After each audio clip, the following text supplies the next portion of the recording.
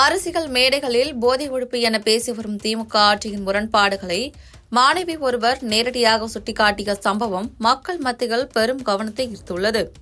சிவகங்கை மாவட்டம் காரைக்குடியில் உள்ள அழகப்பா பள்ளியில் முப்பெரு விழாவில் முதலமைச்சர் உதயநிதி ஸ்டாலின் முன்னிலையில் பேசிய மாணவி ஒருவர், அரசு பள்ளியில் படிக்கும் பல மாணவர்களின் அப்பாக்கள் மதுபான கடைகளில் குடியிருக்கும் ஆண்மக்களாகவே இருக்கிறார்கள். இப்படிப்பட்ட தந்தையரால் தங்கள் பிள்ளைகளை சிறந்த கல்வியாளர்களாக மாற்ற முடியுமா என்று தைரியமாக கேள்வி எழுப்பினார்.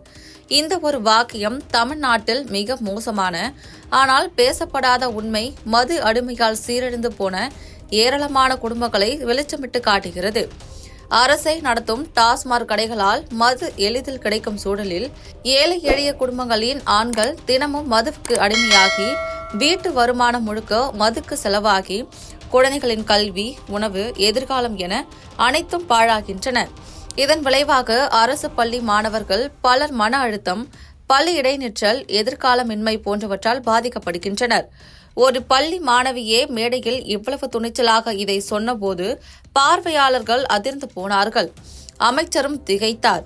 மேலும் டாஸ்மாக் மூலம் ஆயிரக்கணக்கான கோடிகளை சம்பாதிக்கும் திமுக அரசு போதை ஒழிப்பு என்று பேசினால் ஒரு கடை கூட மூட துணியாத நிலையில் அதன் இரட்டை நிலைப்பாட்டை வெளிப்படையாக காட்டுகிறது. மக்களின் உயிரை விட வருவாயை முன்னிலைப்படுத்தும் இந்திய அரசியல் குடிமக்களின் நலனுக்கு புறம்பாக செயல்படுகிறது என்பதற்கு கூட்டு சான்று. மாணவியின் வார்த்தைகள் ஒரு தனி குற்றச்சாட்டு அல்ல, மாறாக திமுக ஆட்சியில் கட்டுக்கட்டாக அதிகரித்து வரும் மது விற்பனையும் அதன் காரணமாக அழிந்து வரும் குடும்பங்களும் இன்றைய தமிழ்நாட்டின் இரண்டு நிஜத்தை நேருக்கு நேர் காட்டியதாகும்.